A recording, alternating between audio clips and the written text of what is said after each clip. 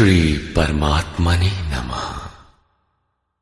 यथार्थ गीता श्रीमद्भगवद गीता अथ अष्टादशो अध्याय।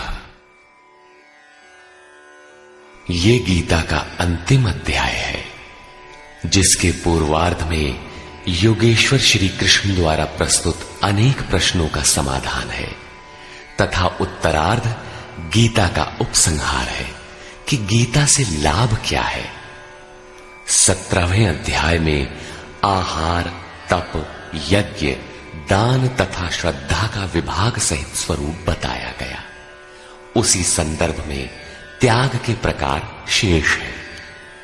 अर्जुन ने स्वयं एक प्रश्न रखा कि अर्जुन उवाच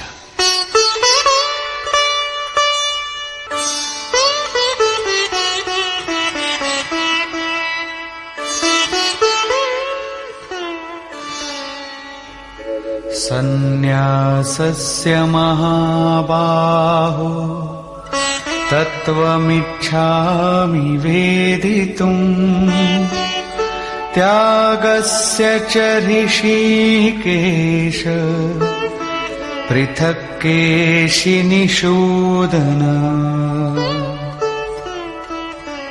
अर्जुन बोला, हे महाबाहो, हे हृदय के सर्वस्व, हे केशनिषूदन, मैं सन्यास और त्याग के यथार्थ स्वरूप को पृथक पृथक जानना चाहता हूं। पूर्ण त्याग सन्यास है, जहां संकल्प और संस्कारों का भी समापन है, और इससे पहले साधना की पूर्ति के लिए उत्तरोत्तर आसक्ति का त्याग ही त्याग है। यहां दो प्रश्न हैं कि सन्यास के तत्व को जानना चाहता हूं और दूसरा है कि त्याग के तत्व को जानना चाहता हूं। इस पर योगेश्वर श्री कृष्ण ने कहा, श्री भगवान उवाच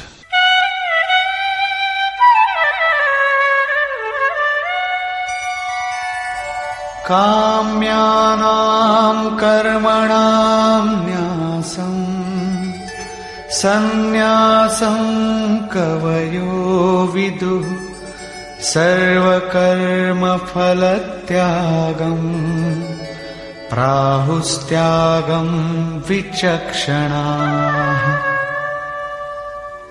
अर्जुन, कितने ही पंडित जन काम्य कर्मों के त्याग को सन्यास कहते हैं और कितने ही विचार कुशल पुरुष संपूर्ण कर्म फलों के त्याग को त्याग कहते हैं।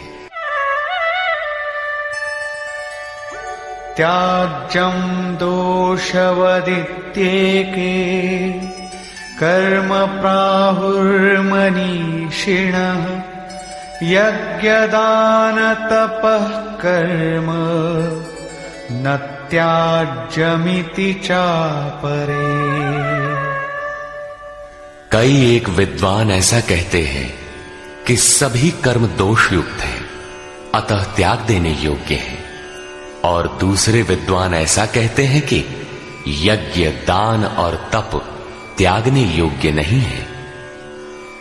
इस प्रकार अनेक मत प्रस्तुत करके योगेश्वर अपना भी निश्चित मत देते हैं।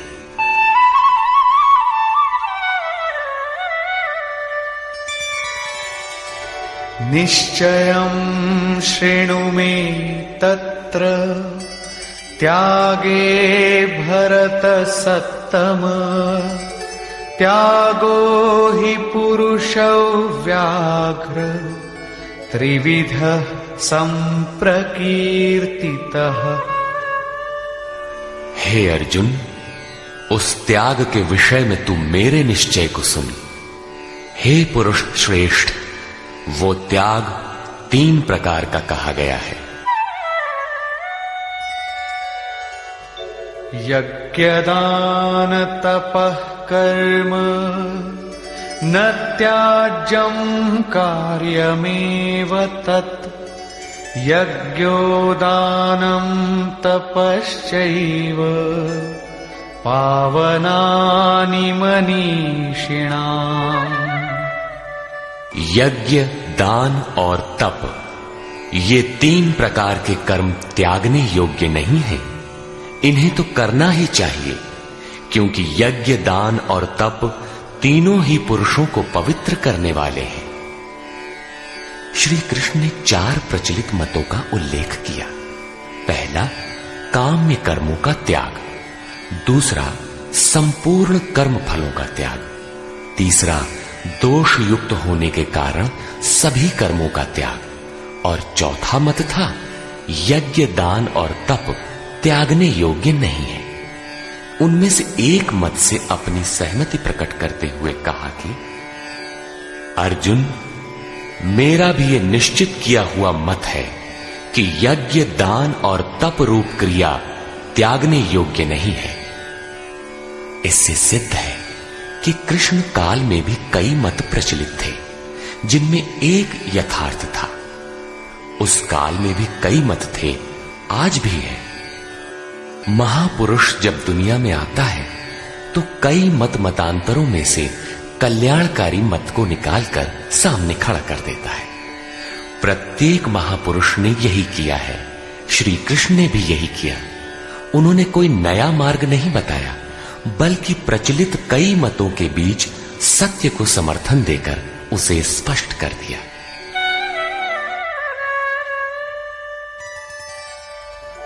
एतान्यपि तु कर्माणि संगं त्यक्त्वा फलानि च कर्तव्यानीति मे पार्थ निश्चितं मतमुत्तमम्। योगेश्वर श्री कृष्ण बल देकर कहते हैं, पार्थ, यज्ञ, दान और तप रूप कर्म आसक्ति और फल को त्याग कर अवश्य करना चाहिए। ये मेरा निश्चय किया हुआ उत्तम मत है। अब अर्जुन के प्रश्न के अनुसार वे त्याग का विश्लेषण करते हैं।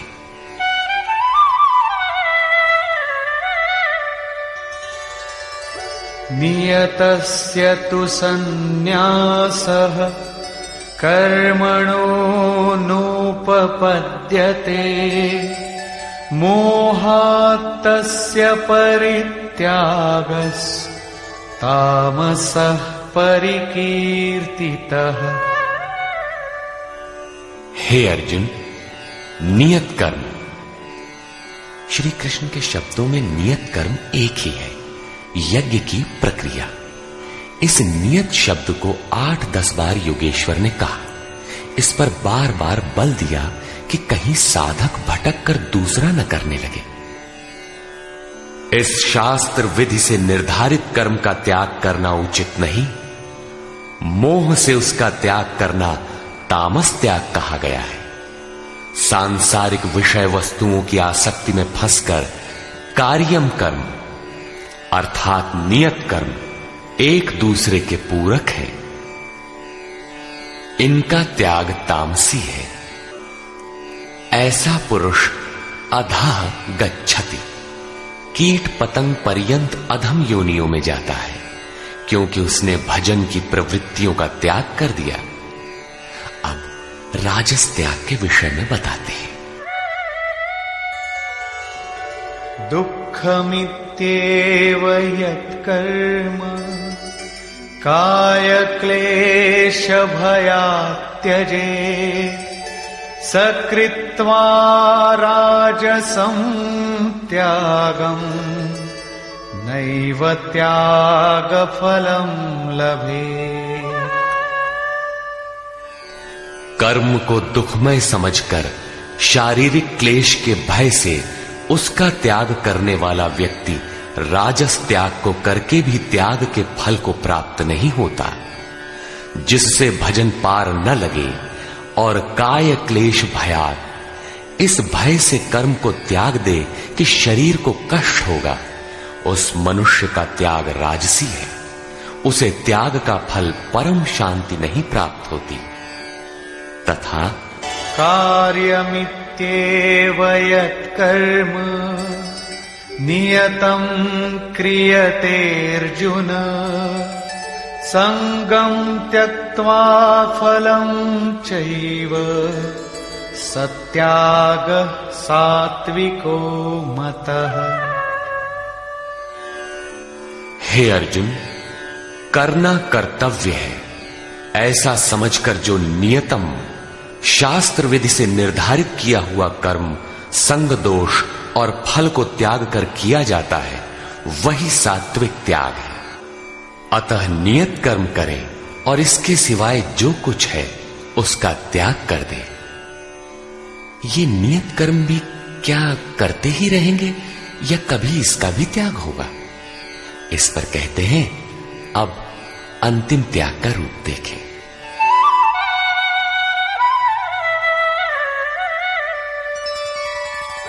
न द्वेष्ट्य कुशलं कर्म कुशले नानुषज्यते त्यागी सत्व समाविष्टो मेधावी छिन्न संशयः। हे अर्जुन, जो पुरुष अकुशलम कर्म अर्थात अकल्याणकारी कर्म से, शास्त्र नियत कर्म ही कल्याणकारी है, इसके विरोध में जो कुछ है इसी लोक का बंधन है, इसलिए अकल्याणकारी है, ऐसे कर्मों से द्वेष नहीं करता और अकल्याणकारी कर्म में आसक्त नहीं होता, जो करना था वो भी शेष नहीं है, ऐसा सत्व से संयुक्त पुरुष संशय रहित, ज्ञानवान और त्यागी है। उसने सब कुछ त्यागा है, लेकिन प्राप्ति के साथ वो पूर्ण त्याग ही सन्यास है। हो सकता है और कोई सरल रास्ता हो? इस पर कहते हैं, नहीं। नहि देहभृता शक्यं त्यक्तुं कर्माण्यशेषतः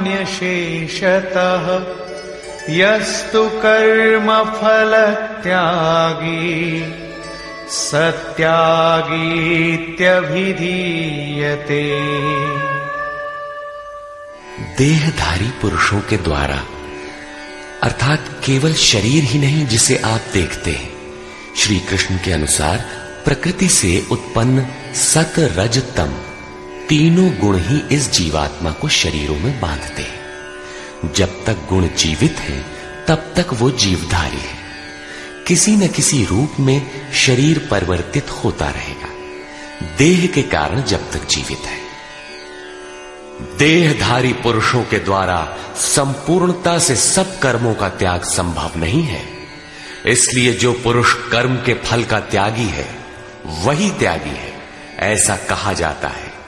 अतः जब तक शरीर के कारण जीवित हैं, तब तक नियत कर्म करें और उनके फल का त्याग करें, बदले में किसी फल की कामना न करें। वैसे सकामी पुरुषों के कर्मों का फल भी होता है।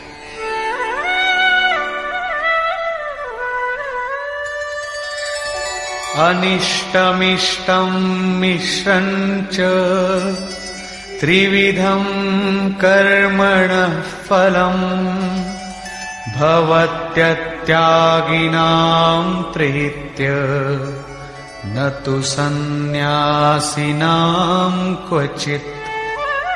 सकामी पुरुषों के कर्मों का अच्छा, बुरा और मिला हुआ ऐसा 3 प्रकार का फल मरने के पश्चात भी होता है।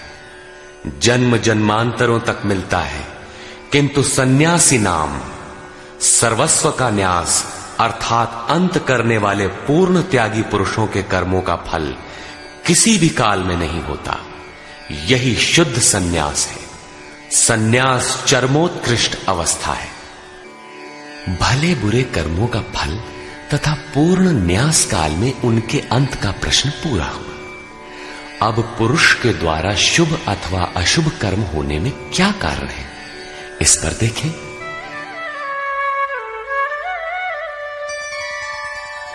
पंचैतानि महाबाहो कारणानि निबोध मे सांख्ये कृतान्ते प्रोक्तानि सिद्धये सर्वकर्मणाम्।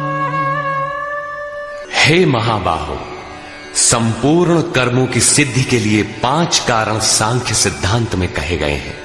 उन्हें तू मुझसे भली प्रकार जान।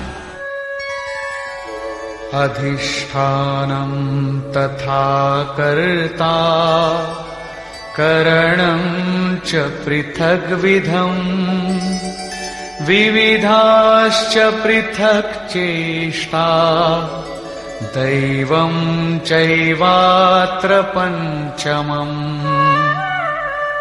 इस विषय में कर्ता अर्थात ये मन, पृथक पृथक करण अर्थात जिनके द्वारा किया जाता है, यदि शुभ पार लगता है तो विवेक, वैराग्य, शम, दम, त्याग, अनवरत चिंतन की प्रवृत्तियां करण होंगी।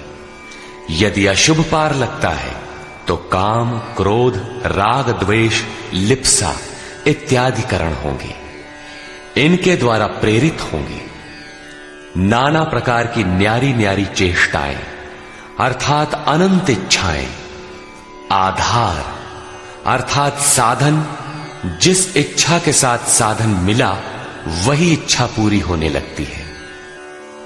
और 5वां हेतु है दैव अथवा संस्कार।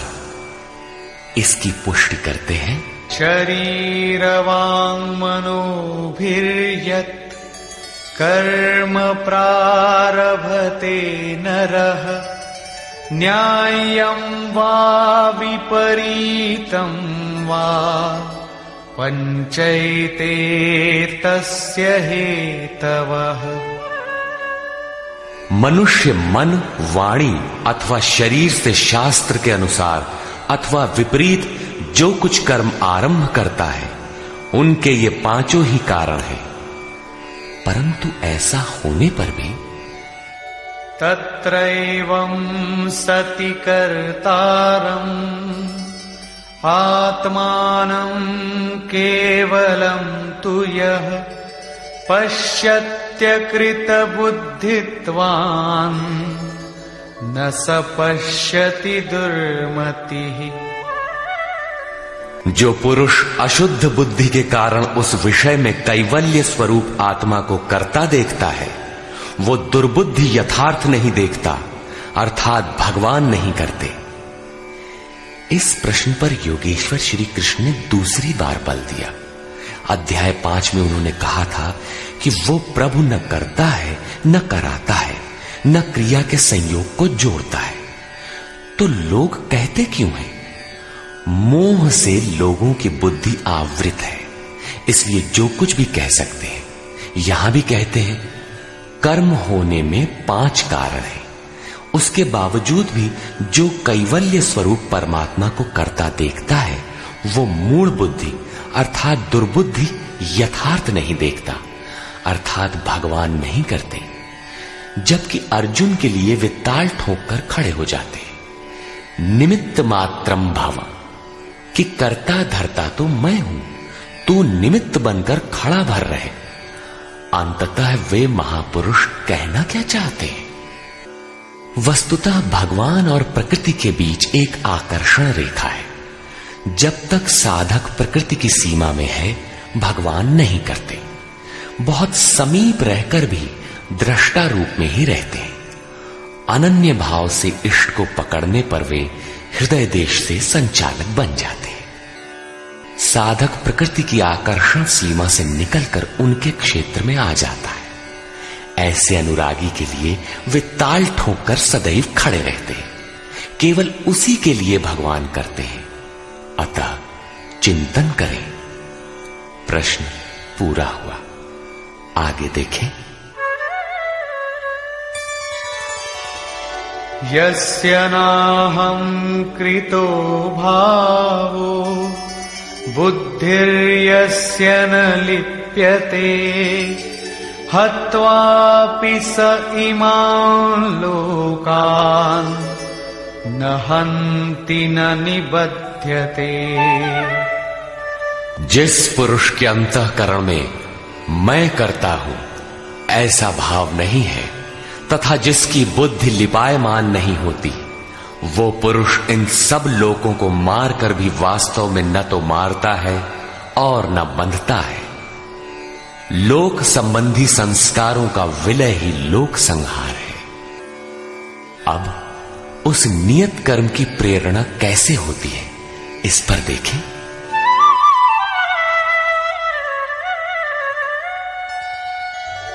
ज्ञानम ज्ञेयं परिज्ञाता त्रिविधा कर्म चोदना करणं कर्म कर्तेति त्रिविध कर्म संग्रह।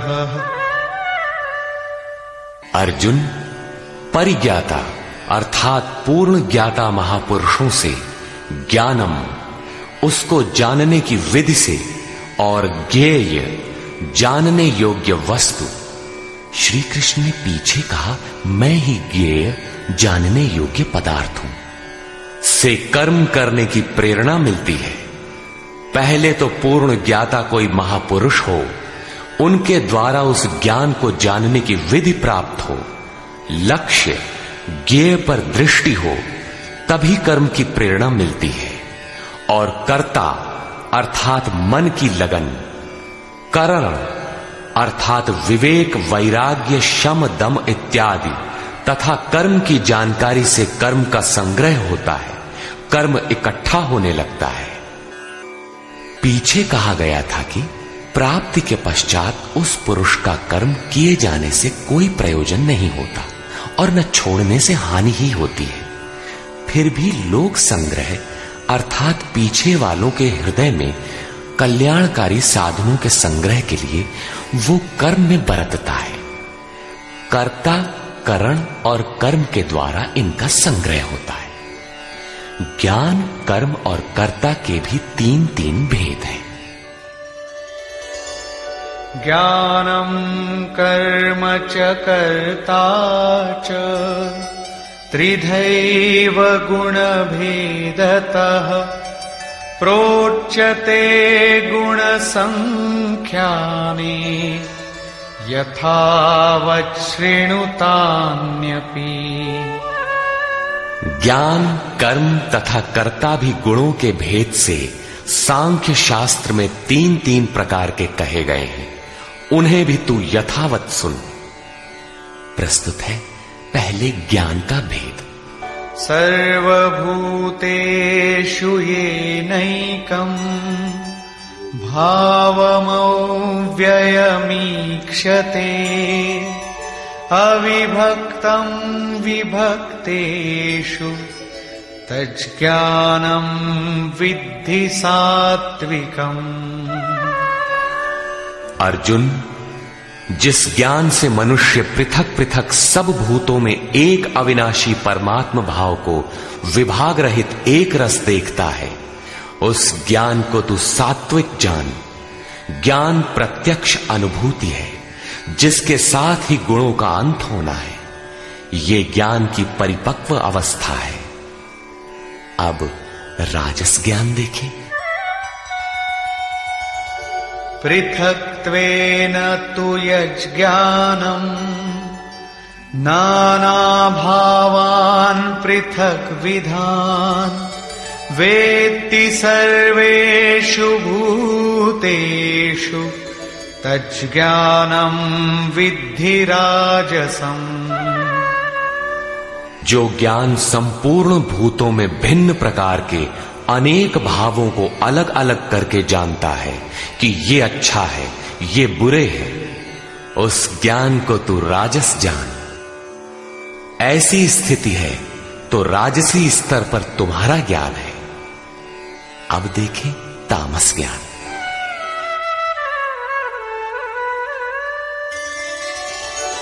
यत्तु कृत्स्नवदेकस्मिन् कार्ये सक्तमहैतुकम्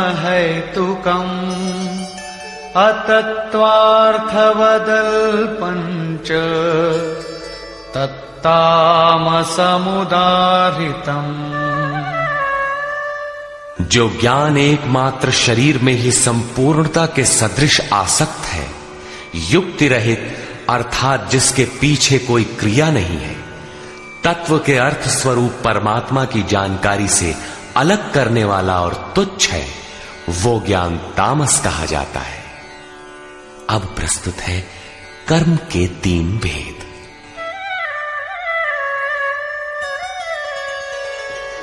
नियतं संगरहितं अरागद्वेषतः कृतम् अफलप्रेप्सुना कर्म यत्तत् सात्विकमुच्यते। जो कर्म नियतम शास्त्र विधि से निर्धारित है, अन्य नहीं, संग दोष और फल को न चाहने वाले पुरुष द्वारा बिना राग द्वेष के किया जाता है, वो कर्म सात्विक कहा जाता है। नियत कर्म अर्थात आराधना चिंतन है, जो परम में प्रवेश दिलाता है।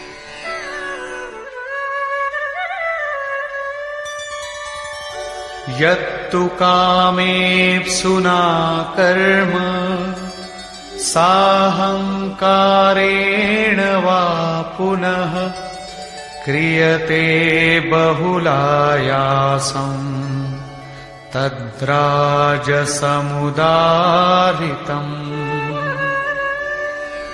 जो कर्म बहुत परिश्रम से युक्त है, फल को चाहने वाले और अहंकार युक्त पुरुष द्वारा किया जाता है, वो कर्म राजस कहा जाता है। ये पुरुष भी वही नियत कर्म करता है, किंतु अंतर मात्र इतना ही है कि फल की इच्छा और अहंकार से युक्त है, इसलिए उसके द्वारा होने वाले कर्म राजस है। अब देखें तामस।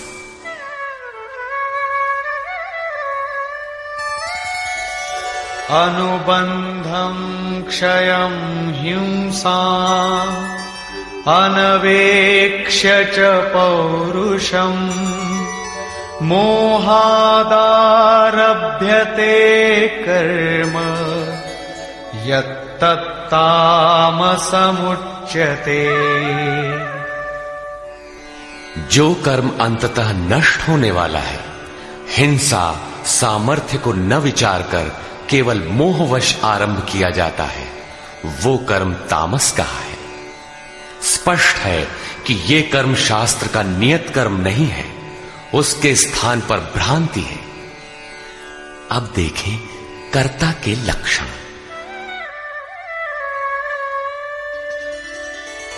मुक्त संगो नहं वादी धृत्युत्साह समन्वितः सिद्ध्य सिद्ध्योर्निर्विकारः कर्ता सात्विक उच्यते। जो कर्ता संग दोष से रहित होकर अहंकार के वचन न बोलने वाला, धैर्य और उत्साह से युक्त होकर कार्य के सिद्ध होने और न होने में हर्ष शोक इत्यादि विकारों से सर्वथा रहित होकर कर्म में अर्थात अहिर्निश प्रवृत्त है, वो कर्ता सात्विक कहा जाता है। यही उत्तम साधक के लक्षण है।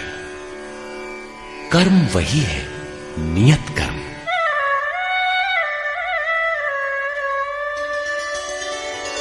रागी कर्म फल प्रेप्सुः लुब्धो हिंसात्मको शुचिः हर्ष शोकान्वितः कर्ता राजसः परिकीर्तितः।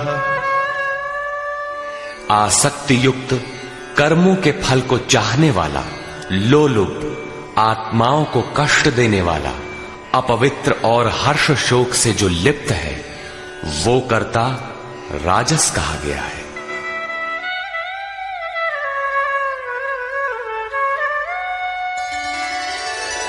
अयुक्तः प्राकृतः स्तब्धः शठो नैष्कृतिको लसः विषादी दीर्घसूत्री च कर्ता तामस उच्यते। जो चंचल चित्त वाला, असभ्य, घमंडी, धूर्त, दूसरे के कार्यों में बाधा पहुंचाने वाला, शोक करने के स्वभाव वाला, आलसी और दीर्घ सूत्री है कि फिर कर लेंगे, वो कर्ता तामस कहा जाता है। दीर्घ सूत्री कर्म को कल पर टालने वाला है, यद्यपि करने की इच्छा उसे भी रहती है। इस प्रकार कर्ता के लक्षण पूरे हुए।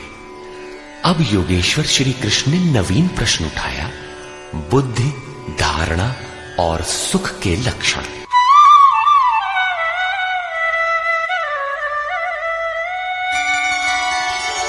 बुद्धेर्भेदं धृतेश्चैव गुणतस्त्रिविधं शृणु प्रोच्यमानमशेषेण पृथक्त्वेन धनंजय। धनंजय, बुद्धि और धारणा शक्ति का भी गुणों के कारण 3 प्रकार का भेद संपूर्णता से विभाग पूर्वक मुझसे सुन।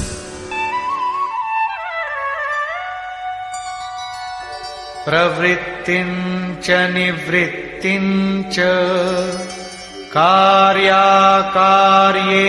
भयाभये बन्धं मोक्षं च या वेत्ति बुद्धि सा पार्थ सात्विकी।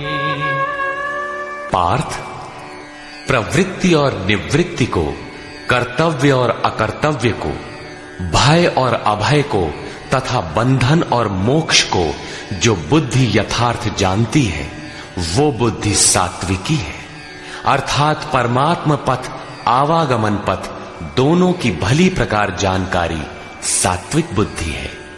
यथा यया धर्ममधर्मं च कार्यं चाकार्यमेव च अयथावत् प्रजानाति बुद्धि सा पार्थ राजसी। पार्थ, जिस बुद्धि द्वारा मनुष्य धर्म और अधर्म को तथा कर्तव्य और अकर्तव्य को भी यथावत नहीं जानता, अधूरा जानता है, वो बुद्धि राजसी है। अब तामसी बुद्धि का स्वरूप देखें।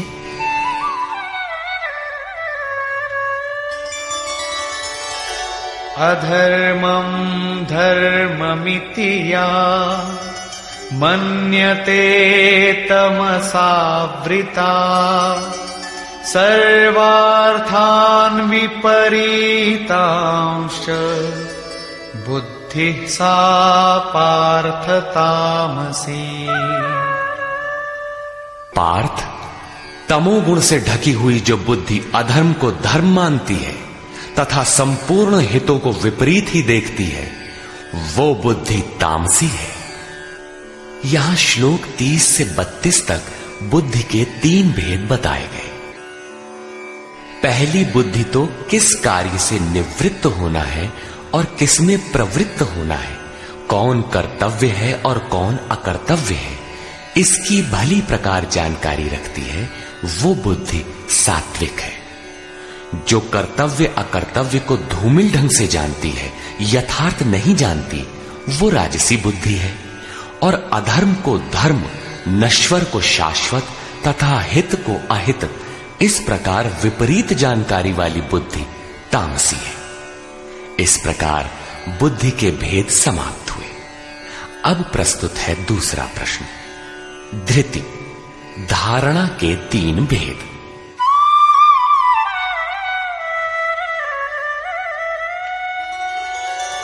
धृत्या यया धारयते मनः प्राणेन्द्रिय क्रिया योगेनाव्यभिचारिण्या धृतिः सा पार्थ सात्विकी। योगेन, यौगिक प्रक्रिया के द्वारा अव्यभिचारिणी, योग चिंतन के अलावा दूसरे किसी स्फुरण का आना व्यभिचार है। चित्त का बहक जाना व्यभिचार है। अतः ऐसी अव्यभिचारिणी धारणा से मनुष्य मन प्राण और इंद्रियों की क्रिया को जो धारण करता है वो धारणा सात्विकी है। अर्थात मन, प्राण और इंद्रियों को इष्ट की दिशा में मोड़ना ही सात्विक धारणा है। तथा यया तु धर्म कामार्थान् धृत्या धारयतेऽर्जुन प्रसंगेन फलाकांक्षी धृतिः सा पार्थ राजसी। हे पार्थ, फल की इच्छा वाला मनुष्य अति आसक्ति से जिस धारणा के द्वारा केवल धर्म, अर्थ और काम को धारण करता है, अर्थात मोक्ष को नहीं, वो धारणा राजसी है। इस धारणा में भी लक्ष्य वही है, केवल कामना करता है, जो कुछ करता है उसके बदले में चाहता है। अब तामसी धारणा के लक्षण देखें।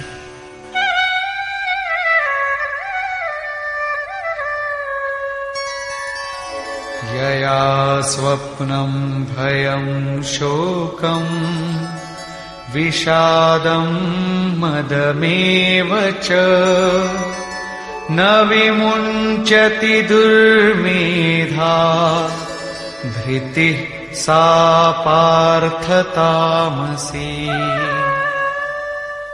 हे पार्थ, दुष्ट बुद्धि वाला मनुष्य जिस धारणा के द्वारा निद्रा, भय, चिंता, दुख और अभिमान को भी अर्थात नहीं छोड़ता, इन सबको धारण किए रहता है, वो धारणा तामसी है। ये प्रश्न पूरा हुआ। अगला प्रश्न है सुख।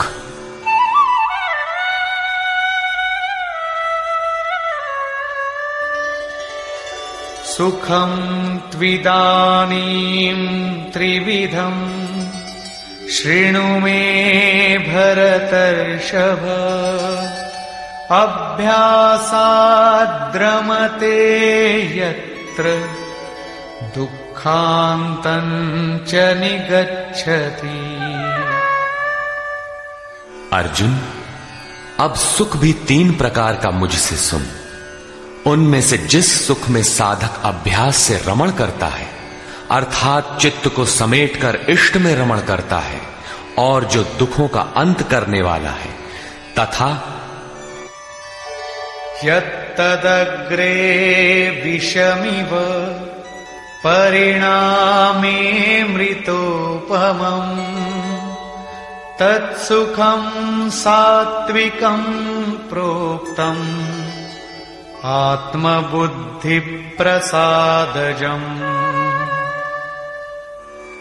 उपर्युक्त सुख साधन के आरंभ काल में ही यद्यपि विष के सदृश लगता है। प्रहलाद को सूली पर चढ़ाया गया, मीरा को विष मिला। कबीर कहते हैं, सुखिया सब संसार है, खाए और सोवे, दुखिया दास कबीर है, जागे और रोवे। अतः आरंभ में विष जैसा भासता है, परंतु परिणाम में अमृत तुल्य है, अमृत तत्व को दिलाने वाला है। अतः आत्म विषयक बुद्धि के प्रसाद से उत्पन्न हुआ सुख सात्विक कहा गया है। तथा विषयेन्द्रिय संयोगात् यत्तदग्रे मृतोपमम् परिणामे विषमिव तत्सुखं राजसं स्मृतम्। जो सुख विषय और इंद्रियों के संयोग से होता है, वो यद्यपि भोग काल में अमृत के सदृश लगता है, किंतु परिणाम में विष के सदृश है, क्योंकि जन्म मृत्यु का कारण है। वो सुख राजस कहा गया है। तथा यदग्रे चानुबंधे च सुखं मोहनमात्मनः निद्रालस्य प्रमादोत्थम् तत्तामसमुदाहृतम्।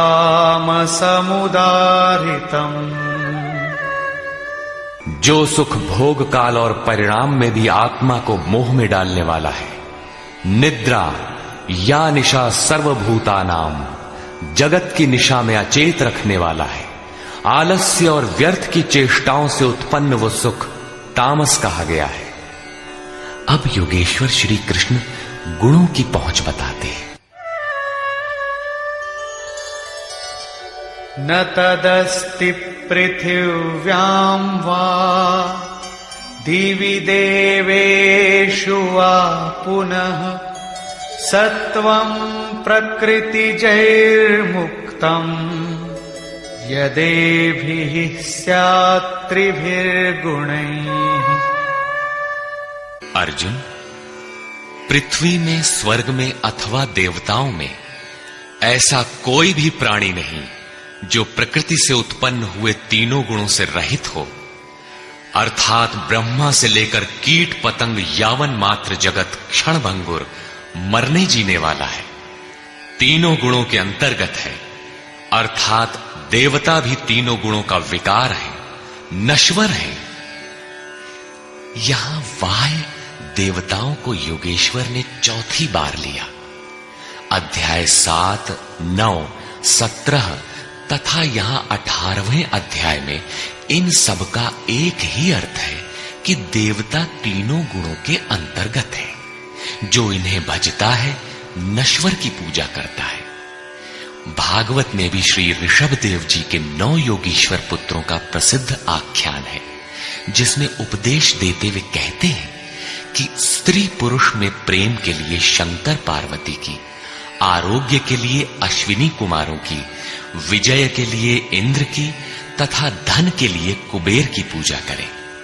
इसी तरह विविध कामनाएं बताकर अंत में निर्णय देते हैं कि संपूर्ण कामनाओं की पूर्ति और मोक्ष के लिए तो एकमात्र नारायण की ही पूजा करनी चाहिए। तुलसी मूलहि सींचिए, फूलई फलई अघाई। अस्तु सर्वव्यापक प्रभु का स्मरण करें, जिसकी पूर्ति के लिए सद्गुरु की शरण, निष्कपट भाव से प्रश्न और सेवा एकमात्र उपाय है। आसुरी और दैवी संपद अंतःकरण की 2 वृत्तियां हैं, जिसमें दैवी संपद परम देव परमात्मा का दिग्दर्शन कराती है, इसलिए दैवी कही जाती है। किंतु ये भी तीनों गुणों के ही अंतर्गत है। गुण शांत होने के पश्चात इनकी भी शांति हो जाती है। तत्पश्चात उस आत्म तृप्त योगी के लिए कोई भी कर्तव्य शेष नहीं रह जाता। अब प्रस्तुत है पीछे से आरंभ हुआ प्रश्न वर्ण व्यवस्था। वर्ण जन्म प्रधान है अथवा कर्मों से पाई जाने वाली अंतःकरण की योग्यता का नाम है। इस पर देखें। ब्राह्मण क्षत्रिय विशां शूद्राणां च परन्तप कर्माणि प्रविभक्तानि स्वभाव प्रभवैर्गुणैः। हे परंतप, ब्राह्मण, क्षत्रिय, वैश्य और शूद्रों के कर्म स्वभाव से उत्पन्न गुणों द्वारा विभक्त किए गए हैं। स्वभाव में सात्विक गुण होगा तो आप में निर्मलता होगी, ध्यान समाधि की क्षमता होगी। तामसी गुण होगा तो आलस्य, निद्रा, प्रमाद रहेगा। उसी स्तर से आपसे कर्म भी होगा। जो गुण कार्यरत है वही आपका वर्ण है, स्वरूप है। इस प्रश्न को योगेश्वर श्री कृष्ण ने यहां चौथी बार लिया है। अध्याय 2 में इन 4 वर्णों में से एक क्षत्रिय का नाम लिया कि क्षत्रिय के लिए युद्ध से श्रेयतर कोई मार्ग नहीं है। तीसरे अध्याय में उन्होंने कहा कि दुर्बल गुण वाले के लिए भी उसके स्वभाव से उत्पन्न योग्यता के अनुसार धर्म में प्रवृत्त होना, उसमें मर जाना भी परम कल्याणकारक है। दूसरों की नकल करना भयावह है। अध्याय 4 में बताया कि 4 वर्णों की सृष्टि मैंने की। तो क्या मनुष्यों को 4 जातियों में बांटा? कहते हैं नहीं, गुण कर्म विभागशः, गुणों के योग्यता से कर्म को 4 सोपानों में बांटा। यहां गुण एक पैमाना है, उसके द्वारा माप कर कर्म करने की क्षमता को 4 भागों में बांटा। श्री कृष्ण के शब्दों में कर्म एकमात्र अव्यक्त पुरुष के प्राप्ति की क्रिया है।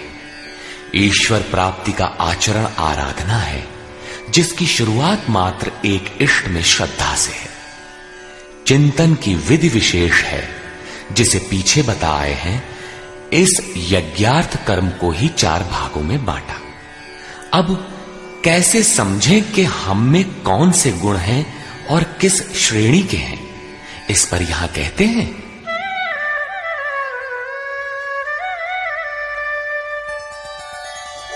शमो दमस्तपः शौचम् क्षान्तिरार्जवमेव च ज्ञानं विज्ञानमास्तिक्यम् ब्रह्म कर्म स्वभावजम्।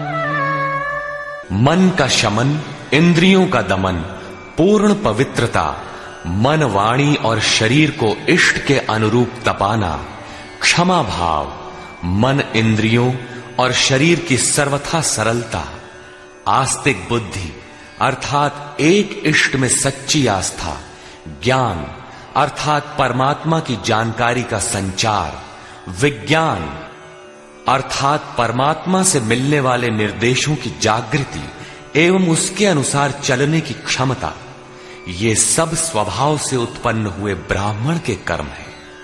अर्थात जब स्वभाव में ये योग्यताएं पाई जाएं, कर्म धारावाही होकर स्वभाव में ढल जाए, तो वो ब्राह्मण श्रेणी का करता है। तथा शौर्यं तेजो धृतिर्दाक्षम् युद्धे चाप्यपलायनम्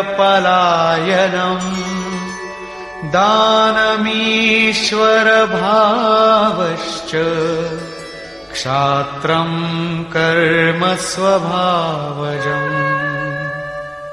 शूरवीरता, ईश्वरीय तेज का मिलना, धैर्य, चिंतन में दक्षता अर्थात कर्मसु कौशलम, कर्म करने में दक्षता, प्रकृति के संघर्ष से न भागने का स्वभाव, दान अर्थात सर्वस्व का समर्पण, सब भावों पर स्वामी भाव अर्थात ईश्वर भाव, ये सब क्षत्रिय के स्वभावजम, स्वभाव से उत्पन्न हुए कर्म है। स्वभाव में ये योग्यताएं पाई जाती हैं, तो वो कर्ता क्षत्रिय है। अब प्रस्तुत है वैश्य तथा शूद्र का स्वरूप।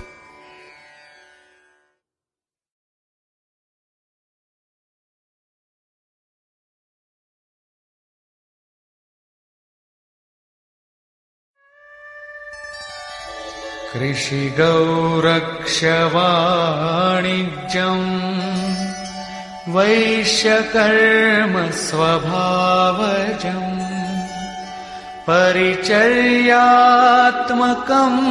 कर्म शूद्रस्यापि स्वभावजम्। कृषि, गोरक्षा और व्यवसाय वैश्य के स्वभावजन्य कर्म है। गोपालन ही क्यों, भैंस को मार डालें, बकरी न रखें, ऐसा कुछ नहीं है। सुदूर वैदिक वाडहमय में गो शब्द अंतःकरण एवं इंद्रियों के लिए प्रचलित था। गोरक्षा का अर्थ है इंद्रियों की रक्षा। विवेक, वैराग्य, शम, दम के द्वारा इंद्रियां सुरक्षित होती हैं। काम, क्रोध, लोभ, मोह के द्वारा ये विभक्त हो जाती हैं, क्षीण हो जाती हैं। आत्मिक संपत्ति ही स्थिर संपत्ति है। ये अपना निज धन है, जो एक बार साथ हो जाने पर सदैव साथ देती है। प्रकृति के द्वंद्वों में से उनका शनैः शनैः संग्रह करना व्यवसाय है। विद्याधनम सर्वधन प्रधानम, इसे अर्जित करना वाणिज्य है। खेती, शरीर ही एक क्षेत्र है। इसके अंतराल में बोया हुआ बीज संस्कार रूप में भला बुरा जमता है।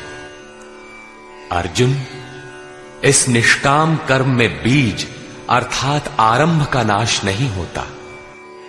परम तत्व के चिंतन का जो बीज इस क्षेत्र में पड़ा है, उसे सुरक्षित रखते हुए इसमें आने वाले विजातीय विकारों का निराकरण करते जाना खेती है। अपने से उन्नत अवस्था वाले, प्राप्ति वाले गुरुजनों की सेवा करना शूद्र का स्वभावजन्य कर्म है। शूद्र का अर्थ नीच नहीं, अपितु अल्पज्ञ है। निम्न श्रेणी का साधक ही शूद्र है। प्रवेशिका श्रेणी का वो साधक परिचर्या से ही आरंभ करे। स्वभाव परिवर्तनशील है। स्वभाव के परिवर्तन के साथ वर्ण परिवर्तन हो जाता है। वस्तुतः ये वर्ण अति उत्तम, उत्तम, मध्यम और निकृष्ट 4 अवस्थाएं हैं। कर्म पथ पर चलने वाले साधकों की ऊंची नीची 4 सीढ़ियां हैं, क्योंकि कर्म एक ही है, नियत कर्म। श्री कृष्ण कहते हैं कि परम सिद्धि की प्राप्ति का यही एक रास्ता है कि स्वभाव में जैसी योग्यता है वहीं से लगे। इसको देखें।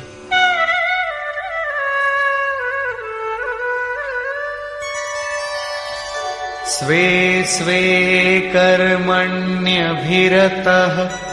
संसिद्धिं लभते नरः स्वकर्मनिरतः सिद्धिं यथा विन्दति तच्छृणु। अपने अपने स्वभाव में पाई जाने वाली योग्यता के अनुसार कर्म में लगा हुआ मनुष्य संसिद्धिम, भगवत प्राप्ति रूपी परम सिद्धि को प्राप्त होता है। पहले भी कहे आए हैं, इस कर्म को करके तू परम सिद्धि को प्राप्त होगा। कौन सा कर्म करके? अर्जुन, तू शास्त्र विधि से निर्धारित कर्म, यज्ञार्थ कर्म कर। अब स्वकर्म करने की क्षमता के अनुसार कर्म में लगा हुआ मनुष्य परम सिद्धि को किस प्रकार प्राप्त होता है, वो विधि तुम मुझसे सुन। ध्यान दे। यतः प्रवृत्तिर्भूतानां येन सर्वमिदं ततं स्वकर्मणा तमभ्यर्च्य सिद्धिं विन्दति मानवः। जिस परमात्मा से सब भूतों की उत्पत्ति हुई, जिससे ये संपूर्ण जगत व्याप्त है, उस परमेश्वर को स्वकर्मणा, अपने स्वभाव से उत्पन्न हुए कर्म के द्वारा अर्चन कर परम सिद्धि को प्राप्त होता है। अतः परमात्मा की भावना और परमात्मा का ही सर्वांगीण अर्चन और क्रमशः चलना आवश्यक है। जैसे कोई बड़ी कक्षा में बैठ जाए तो छोटी भी खो देगा और बड़ी तो मिलेगी ही नहीं। अतः इस कर्म पथ पर सोपानशः चलने का विधान है। जैसे अध्याय 18 के 6 श्लोक में। इसी पर पुनः बल देते हुए कहते हैं कि आप अल्पज्ञ ही क्यों ना हो, वहीं से आरंभ करें। वो विधि है परमात्मा के प्रति समर्पण।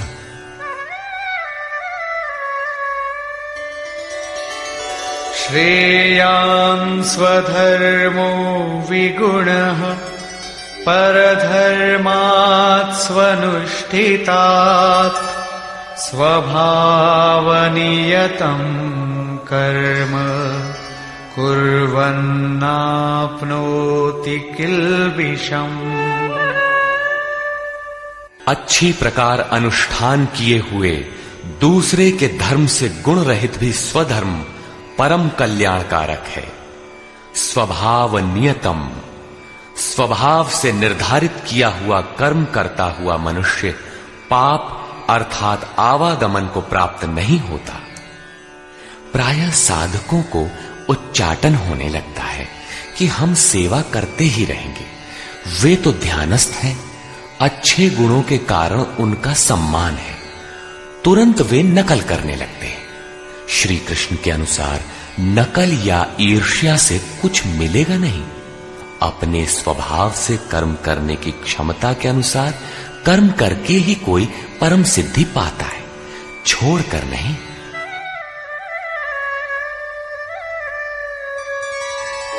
सहजं कर्म कौन्तेय सदोषमपि न त्यजेत् सर्वारम्भा हि दोषेण धूमेनाग्निरिवावृताः। कौन्तेय, दोष युक्त अल्पज्ञ अवस्था वाला है तो सिद्ध है कि अभी दोषों का बाहुल्य है। ऐसा दोष युक्त भी सहजम कर्म, स्वभाव से उत्पन्न सहज कर्म को नहीं त्यागना चाहिए, क्योंकि धुएं से अग्नि के सदृश सभी कर्म किसी न किसी दोष से आवृत्त हैं। ब्राह्मण श्रेणी ही सही, कर्म तो करना पड़ रहा है। स्थिति नहीं मिली तब तक दोष विद्यमान है, प्रकृति का आवरण विद्यमान है। दोषों का अंत वहां होगा जहां ब्राह्मण श्रेणी का कर्म भी ब्रह्म में प्रवेश के साथ विलय हो जाता है। उस प्राप्ति वाले का लक्षण क्या है जहां कर्मों से प्रयोजन नहीं रह जाता?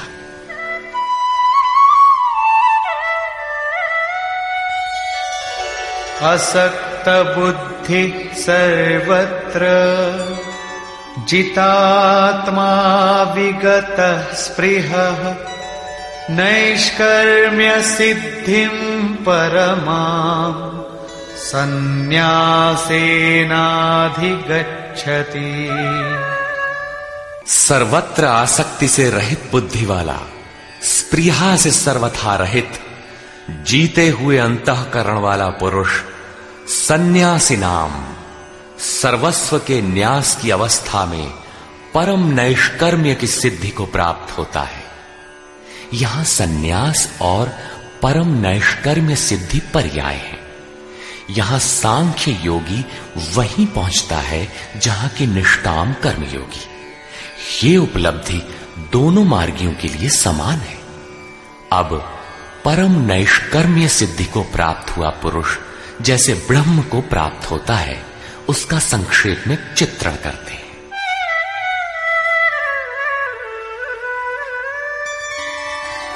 सिद्धिं प्राप्तो यथा ब्रह्म तथाप्नोति निबोध मे समासेनैव कौन्तेय निष्ठा ज्ञानस्य या परा।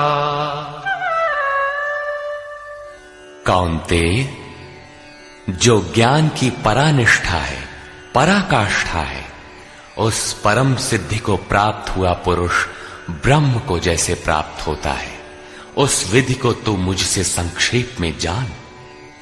अगले श्लोक में वही विधि बता रहे हैं, ध्यान दे। बुद्ध्या विशुद्धया युक्तो धृत्यात्मानं नियम्य च शब्दादीन् विषयांस् त्यक्त्वा रागद्वेषौ व्युदस्य च विविक्तसेवी लघ्वाशी यतवाक्कायमानसः ध्यानयोगपरो नित्यम् वैराग्यं समुपाश्रितः।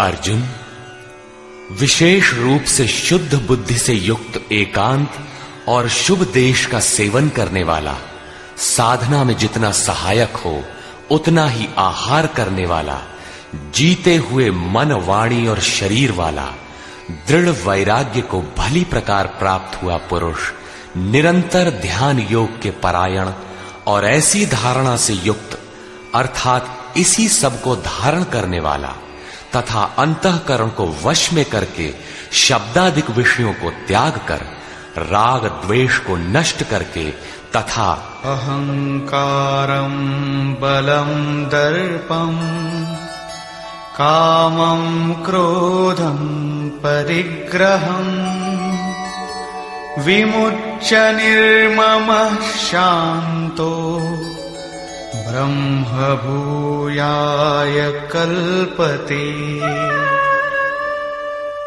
अहंकार, बल, घमंड, काम, क्रोध, बाह्य वस्तुओं और आंतरिक चिंतनों का त्याग कर ममता रहित शांत अंतःकरण हुआ पुरुष पर ब्रह्म के साथ एक ही भाव होने के लिए योग्य होता है। आगे देखें।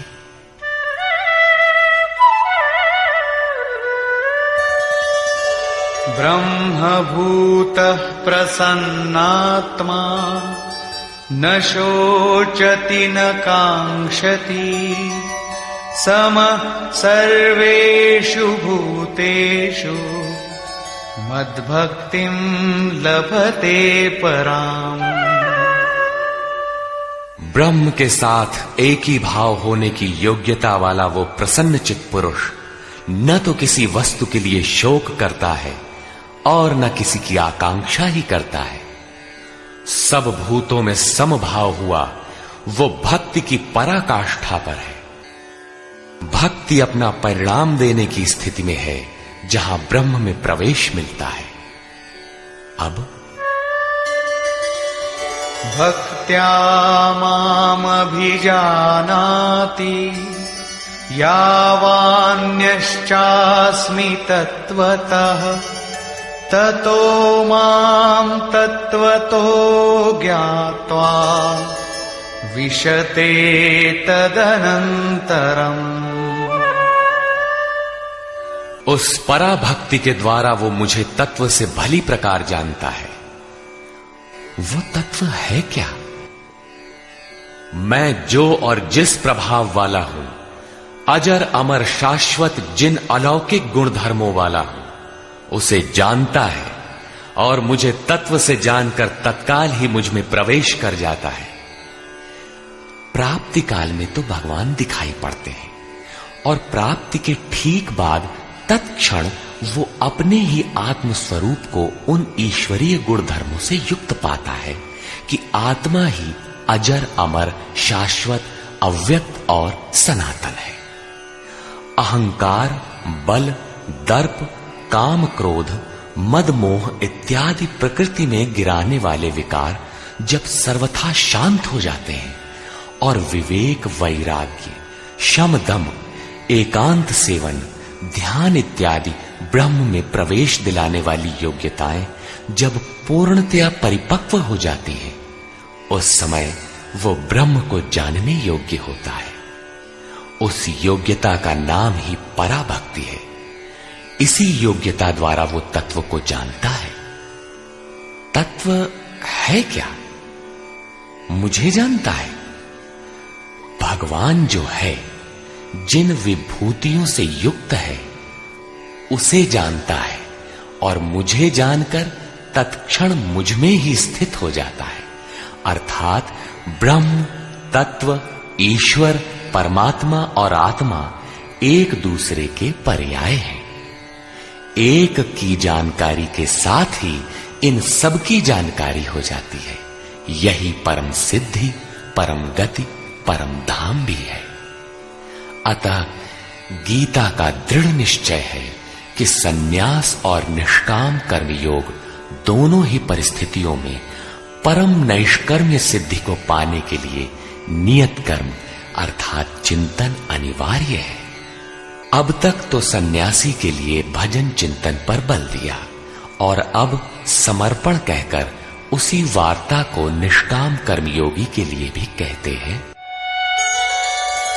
सर्वकर्माण्यपि सदा कुर्वाणो मद्व्यपाश्रयः मत्प्रसादादवाप्नोति शाश्वतं पदमव्ययम्। मुझ पर विशेष रूप से आश्रित हुआ पुरुष संपूर्ण कर्मों को सदा करता हुआ, लेश मात्र भी त्रुटि न रख कर करता हुआ, मेरे कृपा प्रसाद से शाश्वत अविनाशी परम पद को प्राप्त होता है। कर्म वही है, नियत कर्म, यज्ञ की प्रक्रिया। पूर्ण योगेश्वर सद्गुरु के आश्रित साधक उनके कृपा प्रसाद से शीघ्र पा जाता है, अतः उसे पाने के लिए समर्पण आवश्यक है। चेतसा सर्वकर्माणि मयि सन्न्यस्य मत्परः बुद्धियोगमुपाश्रित्य मच्चित्तः सततं भव। अतः अर्जुन, संपूर्ण कर्मों को अर्थात जितना कुछ तुझसे बन पड़ता है, मन से मुझे अर्पित करके अपने भरोसे नहीं बल्कि मुझे समर्पण करके मेरे परायण हुआ बुद्धि योग अर्थात योग की बुद्धि का अवलंबन करके निरंतर मुझ में चित्त को लगा। योग एक ही है जो सर्वथा दुखों का अंत करने वाला और परम तत्व परमात्मा में प्रवेश दिलाने वाला है।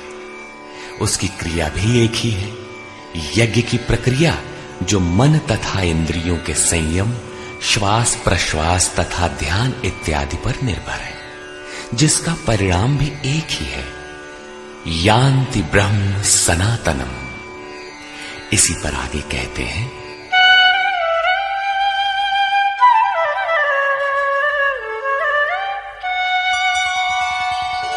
मच्चित्तः सर्वदुर्गाणि मत्प्रसादात् तरिष्यसि अथ चेत्त्वमहङ्कारात् न श्रोष्यसि विनङ्क्ष्यसि।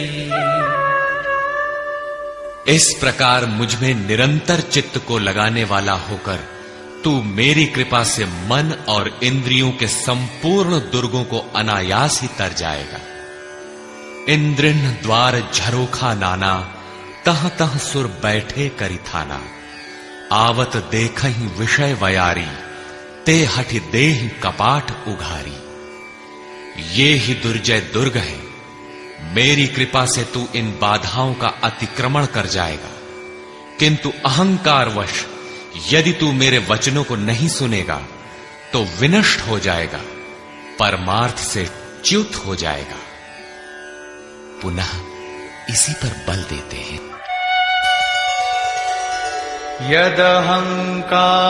यदहंकारमाश्रित्य न योत्स्य इति मन्यसे मिथ्यैष व्यवसायस्ते प्रकृतिस्त्वां नियोक्ष्यति। जो तू अहंकार का आश्रय लेकर ऐसा मानता है कि युद्ध नहीं करूंगा, तो ये तेरा निश्चय मिथ्या है, क्योंकि तेरा स्वभाव तुझे बलात् युद्ध में लगा देगा।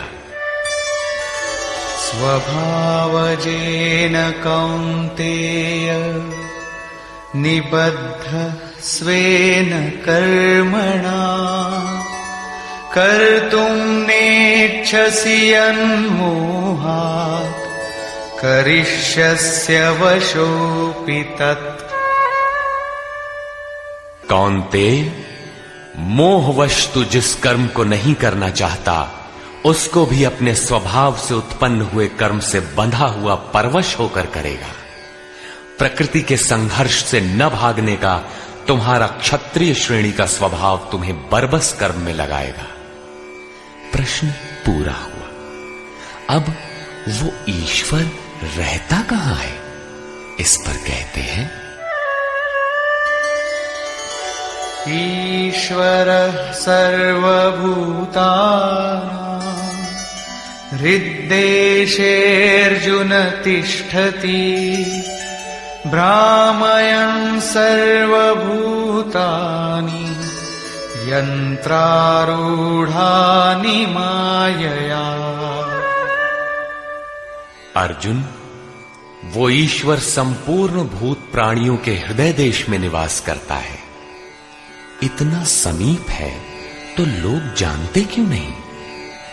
माया रूपी यंत्र में आरूढ़ होकर सब लोग भ्रमवश चक्कर लगाते ही रहते हैं, इसलिए नहीं जानते। ये यंत्र बड़ा बाधक है जो बार बार नश्वर कलेवरों अर्थात शरीरों में घुमाता रहता है। तो शरण किसकी लें? तमेव शरणं गच्छ सर्वभावेन भारत, तत्प्रसादात् परां शान्तिं स्थानं प्राप्स्यसि शाश्वतम्। इसलिए हे भारत, संपूर्ण भाव से उस ईश्वर की जो हृदय देश में स्थित है अनन्य शरण को प्राप्त हो। उनके कृपा प्रसाद से तू परम शांति शाश्वत परम धाम को प्राप्त होगा। अतः ध्यान करना है तो हृदय देश में करें। ईश्वर का निवास स्थान हृदय है। भागवत के चतुश्लोकी गीता का सारांश भी यही है कि वैसे तो मैं सर्वत्र हूं, किंतु प्राप्त होता हूं तो हृदय देश में ध्यान करने से ही। इति ते ज्ञानमाख्यातम् गुह्याद्गुह्यतरं मया, विमृश्यैतदशेषेण यथेच्छसि तथा कुरु। इस प्रकार बस इतना ही गोपनीय से भी अति गोपनीय ज्ञान मैंने तेरे लिए कहा है। इस विधि से संपूर्ण रूप से विचार कर, फिर तू जैसा चाहता है वैसा कर। सत्य यही है, शोध की स्थली यही है, प्राप्ति की स्थली भी यही है। किंतु हृदय स्थित ईश्वर दिखाई नहीं देता, इस पर उपाय बताते हैं।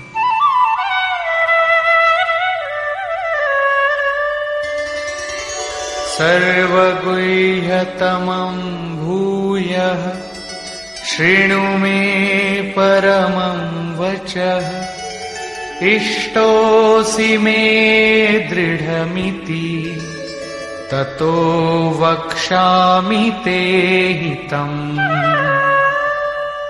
अर्जुन, संपूर्ण गोपनीय से भी अति गोपनीय मेरे रहस्य युक्त वचन को तू फिर भी सुन। कहा है किंतु फिर सुन। साधक के लिए इष्ट सदैव खड़े रहते हैं। क्योंकि तू मेरा अतिशय प्रिय है, इसलिए ये परम हितकारक वचन मैं तेरे लिए फिर भी कहूंगा। वो है क्या?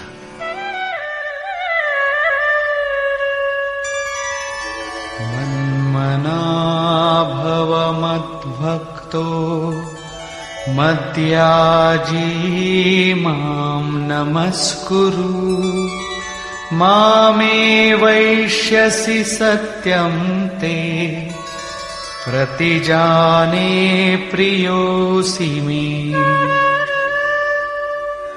अर्जुन, तू मेरे में ही अनन्य मन वाला हो, मेरा अनन्य भक्त हो, मेरे प्रति श्रद्धा से पूर्ण हो, मेरे समर्पण में अश्रुपात होने लगे। मेरे को ही नमन कर। ऐसा करने से तू मेरे को ही प्राप्त होगा। ये मैं तेरे लिए सत्य प्रतिज्ञा करके कहता हूं, क्योंकि तू मेरा अत्यंत प्रिय है। पीछे बताया ईश्वर हृदय देश में है, उसकी शरण में जा। यहां कहते हैं मेरी शरण आ। ये अति गोपनीय रहस्य युक्त वचन सुन कि मेरी शरण आओ। वास्तव में योगेश्वर श्री कृष्ण कहना क्या चाहते हैं? यही कि साधक के लिए सद्गुरु की शरण नितांत आवश्यक है। श्री कृष्ण एक पूर्ण योगेश्वर थे। अब समर्पण की विधि बताते हैं। सर्व सर्वधर्मान् परित्यज्य मामेकं शरणं व्रज अहं त्वा सर्वपापेभ्यो मोक्षयिष्यामि मा शुचः। संपूर्ण धर्मों को त्याग कर, अर्थात मैं ब्राह्मण श्रेणी का करता हूं या शूद्र श्रेणी का, क्षत्रिय हूं अथवा वैश्य, इसके विचार को त्याग कर केवल एक मेरी अनन्य शरण को प्राप्त हो। मैं तुझे संपूर्ण पापों से मुक्त करा दूंगा। तू शोक मत कर। इन सब ब्राह्मण क्षत्रिय इत्यादि वर्णों का विचार न कर कि इस कर्म पथ में किस स्तर का हूं। जो अनन्य भाव से शरण हो जाता है, सिवाय इष्ट के अन्य किसी को नहीं देखता, उसके क्रमशः वर्ण परिवर्तन, उत्थान तथा पूर्ण पापों से निवृत्ति अर्थात मोक्ष की जिम्मेदारी वो इष्ट सद्गुरु स्वयं अपने हाथों में ले लेते हैं। प्रत्येक महापुरुष ने यही कहा। शास्त्र जब लिखने में आ जाता है तो लगता है कि यह सबके लिए है, किंतु है वस्तुतः श्रद्धावान के लिए ही। अर्जुन अधिकारी था, अतः उसे बल देकर कहा। अब योगेश्वर स्वयं निर्णय देते हैं कि इसके अधिकारी कौन है। इदन्ते न तपस्काय न भक्ताय कदाचन न चाशुश्रूषवे वाच्यम् न च मां योऽभ्यसूयति। अर्जुन, इस प्रकार तेरे हित के लिए कहे हुए इस गीता के उपदेश को किसी काल में भूल कर भी न तो तप रहित मनुष्य के प्रति कहना चाहिए, न भक्ति रहित के प्रति कहना चाहिए, न बिना सुनने की इच्छा वाले के प्रति कहना चाहिए। और जो मेरी निंदा करता है, ये दोष है, वो दोष है, इस प्रकार झूठी आलोचना करता है, उसके प्रति भी नहीं कहना चाहिए।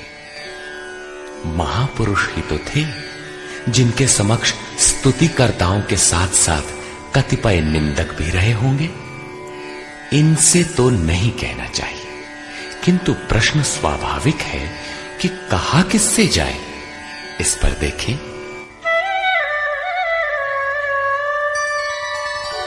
यैमं परमं गुह्यं मद्भक्तेष्वभिधास्यति भक्तिं मयि परां कृत्वा मामे वैष्यत्य संशयः। जो मनुष्य मुझ में परम प्रेम करके इस परम रहस्य युक्त गीता के उपदेश को मेरे भक्तों में कहेगा, वो निसंदेह मुझे ही प्राप्त होगा। अर्थात वो भक्त मुझे ही प्राप्त होगा जो सुन लेगा, क्योंकि उपदेश को भली प्रकार सुनकर हृदयंगम कर लेगा तो उस पर चलेगा तथा पार पा जाएगा। अब उस उपदेशकर्ता के लिए कहते हैं।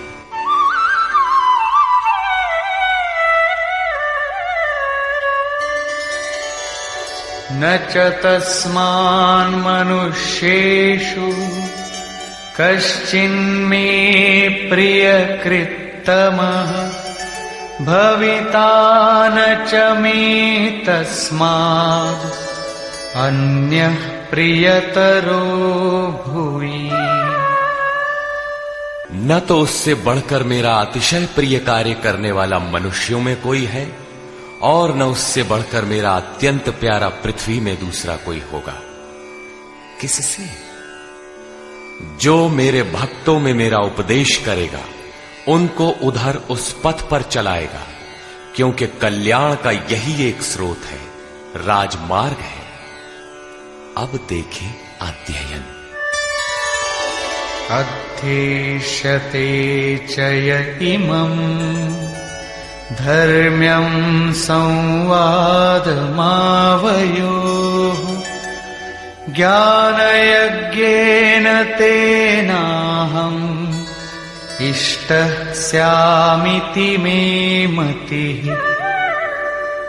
जो पुरुष इस धर्ममय हम दोनों के संवाद को अध्येष्यते भली प्रकार मनन करेगा, उसके द्वारा मैं ज्ञान यज्ञ से पूजित होऊंगा, अर्थात ऐसा यज्ञ जिसका परिणाम ज्ञान है, जिसका स्वरूप पीछे बताया गया है, जिसका तात्पर्य है साक्षात्कार के साथ मिलने वाली जानकारी। ऐसा मेरा निश्चित मत है। श्रद्धावाननसूयश्च शृणुयादपि यो नरः सोऽपि मुक्तः शुभान् लोकान् प्राप्नुयात् पुण्यकर्मणाम्।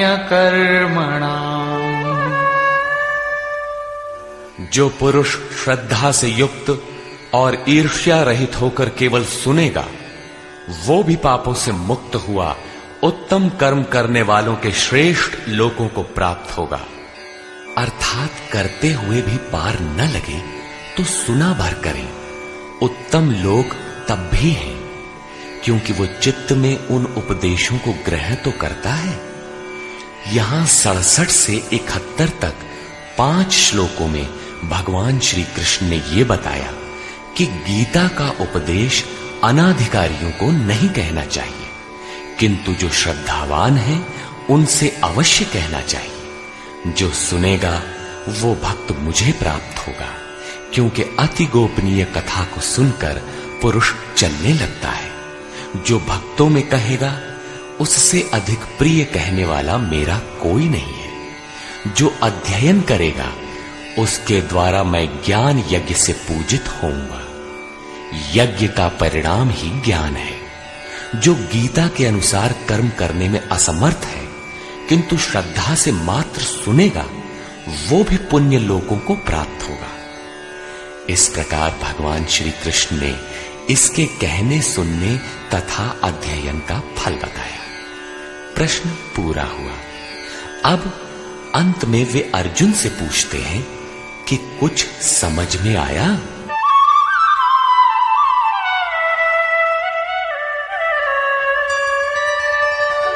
कच्चिदेतच्छ्रितं पार्थ त्वयैकाग्रेण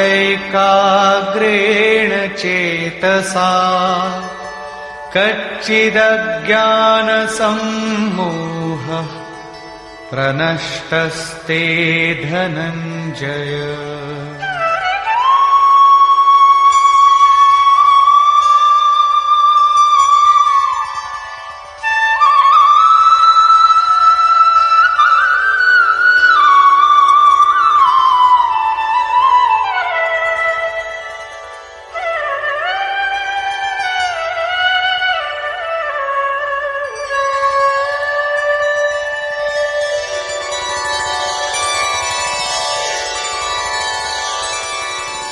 हे पार्थ, क्या मेरा ये वचन तूने एकाग्रचित्त होकर सुना? क्या तेरा अज्ञान से उत्पन्न मोह नष्ट हुआ? इस पर अर्जुन बोला, अर्जुना उवाच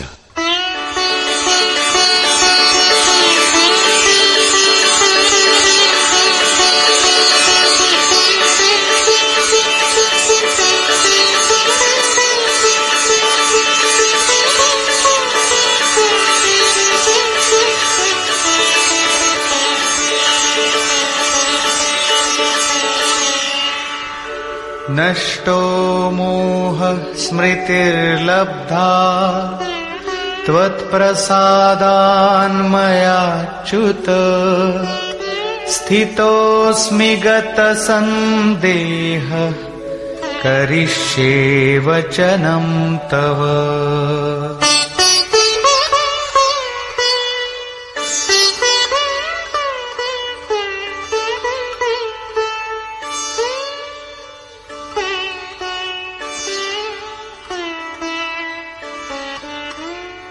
च्युत अर्थात जो सत्य से कभी च्युत नहीं होते, आपकी कृपा से मेरा मोह नष्ट हो गया है, मुझे स्मृति प्राप्त हुई है, मुझे याद है, अब मैं संशय रहित हुआ स्थित हूं और आपकी आज्ञा का पालन करूंगा।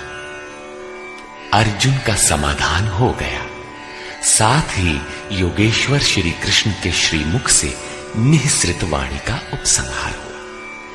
इस पर संजय बोला, 11वें अध्याय में विराट रूप का दर्शन करा लेने पर योगेश्वर श्री कृष्ण ने कहा था कि अर्जुन, अनन्य भक्ति के द्वारा मैं इस प्रकार देखने को, जैसा तूने देखा है, तत्व से जानने तथा प्रवेश करने को सुलभ हूं।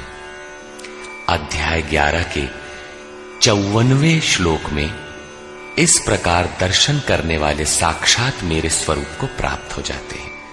और यहां भी अर्जुन से पूछते हैं कि क्या तुम्हारा मोह नष्ट हुआ? अर्जुन ने कहा कि मेरा मोह नष्ट हो गया, मैं अपनी स्मृति को प्राप्त हो गया हूं, आप जो कहते हैं वही करूंगा। दर्शन के साथ तो अर्जुन को मुक्त हो जाना चाहिए था। वस्तुतः अर्जुन को तो जो होना था हो गया, किंतु शास्त्र भविष्य में आने वाली पीढ़ी के लिए होता है, उसका उपयोग आप सबके लिए है। संजय उवाच।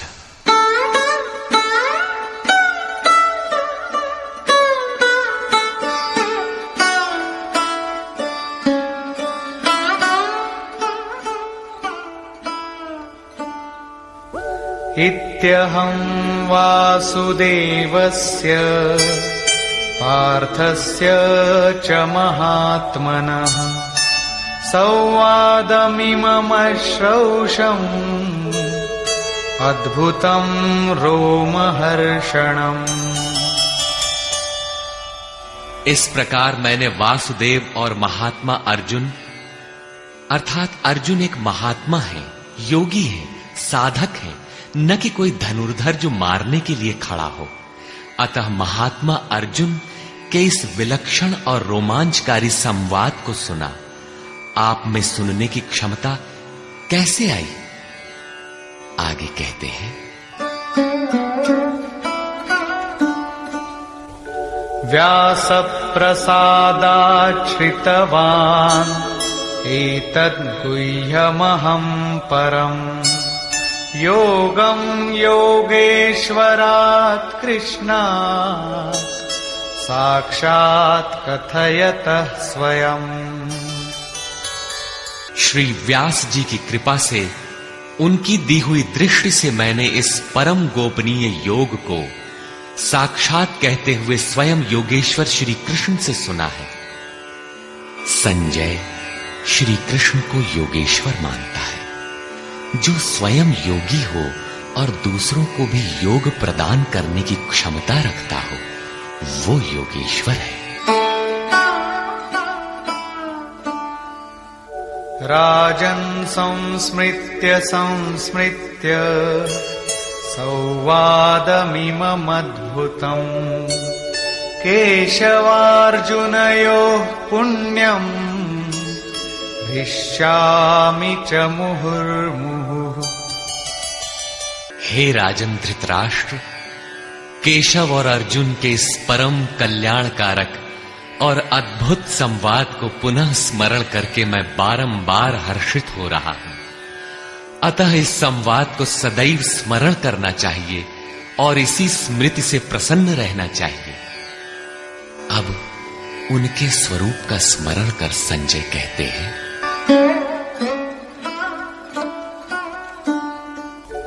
तच्च संस्मृत्य संस्मृत्य रूपमत्यद्भुतं हरेः विस्मयो मे महान् राजन् हृष्यामि च पुनः पुनः।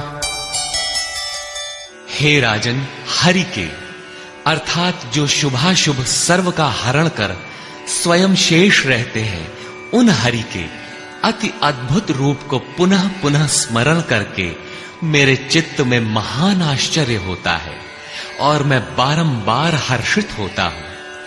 इष्ट का स्वरूप बार बार स्मरण करने की वस्तु है। अंत में संजय निर्णय देते हैं।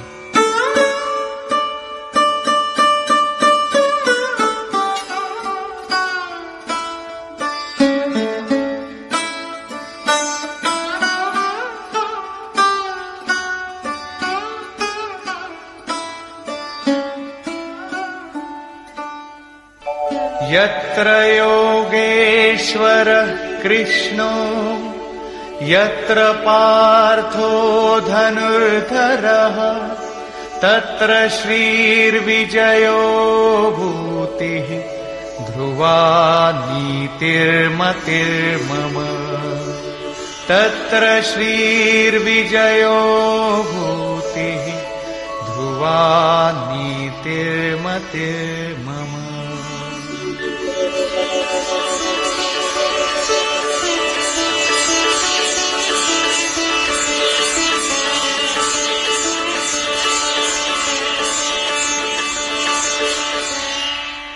राजन, जहां योगेश्वर श्री कृष्ण और धनुर्धर अर्जुन अर्थात ध्यान ही धनुष है, इंद्रियों की दृढ़ता ही गांडीव है, अर्थात स्थिरता के साथ ध्यान धरने वाला महात्मा अर्जुन है, वहीं पर श्री ऐश्वर्य विजय जिसके पीछे हार नहीं है, ईश्वरीय विभूति और चल संसार में अचल रहने वाली नीति है, ऐसा मेरा मत है।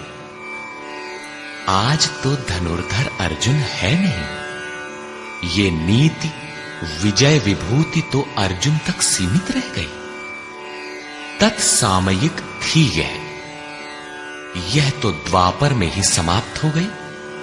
लेकिन ऐसी बात नहीं है। योगेश्वर श्री कृष्ण ने बताया कि मैं सबके हृदय देश में निवास करता हूं, आपके हृदय में भी वे हैं। अनुराग ही अर्जुन है। अनुराग आपके अंतःकरण की इष्टोन्मुख लगन का नाम है। यदि ऐसा अनुराग आप में है तो सदैव वास्तविक विजय है और अचल स्थिति दिलाने वाली नीति भी सदैव रहेगी, न कि कभी थी। जब तक प्राणी रहेंगे परमात्मा का निवास उनके हृदय देश में रहेगा।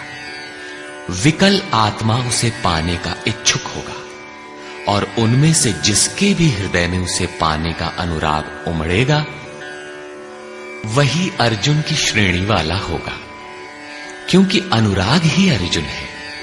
अतः मानव मात्र इसका प्रत्याशी बन सकता है। निष्कर्ष, यह गीता का समापन अध्याय है। आरंभ में ही अर्जुन का प्रश्न है, प्रभु मैं त्याग और सन्यास के भेद और स्वरूप को जानना चाहता हूं। योगेश्वर श्री कृष्ण ने इस पर प्रचलित 4 मतों की चर्चा की। इनमें एक सही भी था। इससे मिलता जुलता ही निर्णय योगेश्वर श्री कृष्ण ने दिया कि यज्ञ, दान और तप किसी काल में त्यागने योग्य नहीं है। ये मनीषियों को भी पवित्र करने वाले हैं। इन तीनों को रखते हुए इनके विरोधी विकारों का त्याग करना ही वास्तविक त्याग है। यह सात्विक त्याग है। फल की इच्छा के साथ त्याग राजस है। मोहवश नियत कर्म का ही त्याग करना तामस त्याग है। और सन्यास त्याग की ही चरमोत्कृष्ट अवस्था है। नियत कर्म और ध्यान जनित सुख सात्विक है। इंद्रियों और विषयों का भोग राजस है और तृप्तिदायक अन्न की उत्पत्ति से रहित दुखद सुख तामस है। मनुष्य मात्र के द्वारा शास्त्र के अनुकूल अथवा प्रतिकूल कार्य होने में 5 कारण हैं। कर्ता अर्थात मन, पृथक पृथक करण अर्थात जिनके द्वारा किया जाता है। शुभ पार लगता है तो विवेक, वैराग्य, शम, दम करण है। अशुभ पार लगता है तो काम, क्रोध, राग, द्वेष इत्यादि करण होंगे। नाना प्रकार की इच्छाएं अर्थात इच्छाएं अनंत हैं, सब पूर्ण नहीं हो सकती। केवल वह इच्छा पूर्ण होती है जिसके साथ आधार मिल जाता है। चौथा कारण है आधार अर्थात साधन और 5वां हेतु है दैव अर्थात प्रारब्ध या संस्कार। प्रत्येक कार्य के होने में यही 5 कारण हैं। फिर भी जो कैवल्य स्वरूप परमात्मा को कर्ता मानता है वह मूल बुद्धि यथार्थ नहीं जानता, अर्थात भगवान नहीं करते, जबकि पीछे कह आए हैं कि अर्जुन तू निमित्त मात्र होकर खड़ा भर रहे, कर्ता धर्ता तो मैं हूं। अंततः उन महापुरुष का आशय क्या है? वस्तुतः प्रकृति और पुरुष के बीच एक आकर्षण सीमा है। जब तक मनुष्य प्रकृति में बरतता है तब तक माया प्रेरणा करती है, और जब वह इससे ऊपर उठकर इष्ट को समर्पित हो जाता है और वह इष्ट जब हृदय देश से रथी हो जाता है फिर भगवान करते हैं। ऐसे स्तर पर अर्जुन था, संजय भी था, और सबके लिए इस अर्थात कक्षा में पहुंचने का विधान है। अतः यहां भगवान प्रेरणा करते हैं। पूर्ण ज्ञाता महापुरुष, जानने की विधि और ज्ञेय परमात्मा, इन तीनों के संयोग से कर्म की प्रेरणा मिलती है। इसलिए किसी अनुभवी महापुरुष अर्थात सद्गुरु के सानिध्य में समझने का प्रयास करना चाहिए। वर्ण व्यवस्था के प्रश्न को चौथी बार लेते हुए योगेश्वर श्री कृष्ण ने बताया कि इंद्रियों का दमन, मन का शमन, एकाग्रता, शरीर, वाणी और मन को इष्ट के अनुरूप तपाना, ईश्वरीय जानकारी का संचार, ईश्वरीय निर्देशन पर चलने की क्षमता इत्यादि ब्रह्म में प्रवेश दिलाने वाली योग्यताएं ब्राह्मण श्रेणी के कर्म है। शौर्य, पीछे न हटने का स्वभाव, सब भावों पर स्वामी भाव, कर्म में प्रवृत्त होने की दक्षता क्षत्रिय श्रेणी का कर्म है। इंद्रियों का संरक्षण, आत्मिक संपत्ति का संवर्धन इत्यादि वैश्य श्रेणी के कर्म है, और परिचर्या शूद्र श्रेणी का कर्म है। शूद्र का अर्थ है अल्पज्ञ। अल्पज्ञ साधक जो नियत कर्म चिंतन में 2 घंटे बैठकर 10 मिनट भी अपने पक्ष में नहीं पाता। शरीर अवश्य बैठा है, लेकिन जिस मन को टिकना चाहिए वह तो हवा से बातें कर रहा है। ऐसे साधक का कल्याण कैसे हो? उसे अपने से उन्नत अवस्था वालों की अथवा सद्गुरु की सेवा करनी चाहिए। शनैः शनैः उसमें भी संस्कारों का सृजन होगा, वह गति पकड़ लेगा। अतः इस अल्पज्ञ का कर्म सेवा से ही प्रारंभ होगा। कर्म एक ही है, नियत कर्म, चिंतन। उसके कर्ता की 4 श्रेणियां अति उत्तम, उत्तम, मध्यम और निकृष्ट ही ब्राह्मण, क्षत्रिय, वैश्य और शूद्र हैं। मनुष्य को नहीं बल्कि गुणों के माध्यम से कर्म को 4 भागों में बांटा गया। गीतोक्त वर्ण इतने में ही है। तत्व को स्पष्ट करते हुए उन्होंने कहा कि अर्जुन, उस परम सिद्धि की विधि बताऊंगा जो ज्ञान की परानिष्ठा है। विवेक, वैराग्य, शम, दम, धारावाही चिंतन और ध्यान की प्रवृत्ति इत्यादि ब्रह्म में प्रवेश दिला देने वाली सारी योग्यताएं जब परिपक्व हो जाती हैं और काम, क्रोध, मोह, राग, द्वेषादि प्रकृति में घसीट कर रखने वाली प्रवृत्तियां जब पूर्णतः शांत हो जाती हैं, उस समय वह व्यक्ति ब्रह्म को जानने योग्य होता है। उसी योग्यता का नाम पराभक्ति है। पराभक्ति के द्वारा ही वह तत्व को जानता है। तत्व है क्या? तो बताया, मैं जो हूं, जिन विभूतियों से युक्त हूं, उसको जानता है।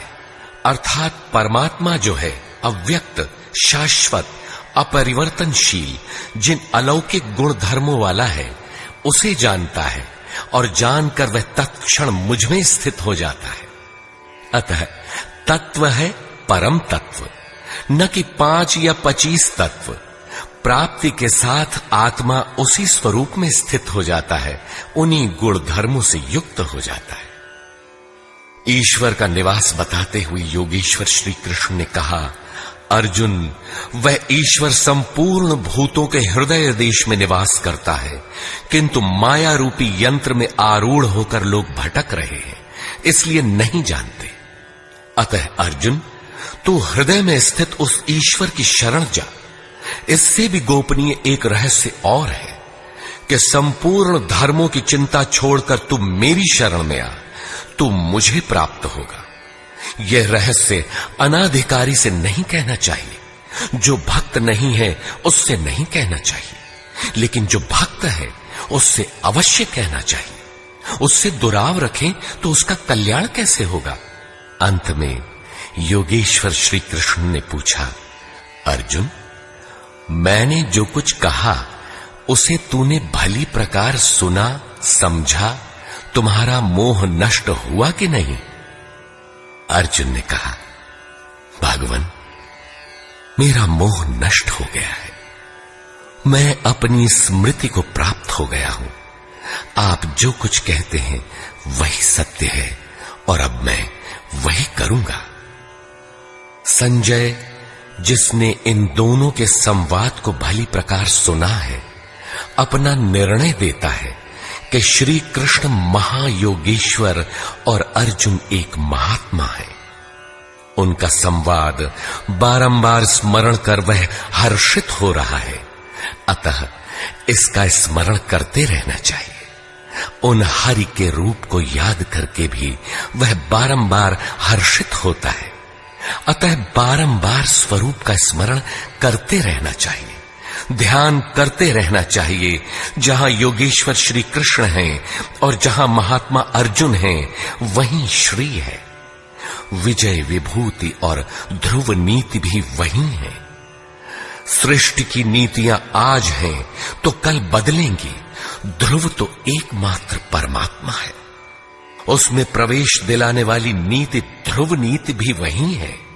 यदि श्री कृष्ण और अर्जुन को द्वापर कालीन व्यक्ति विशेष मान लिया जाए, तब तो आज न अर्जुन है और न श्री कृष्ण।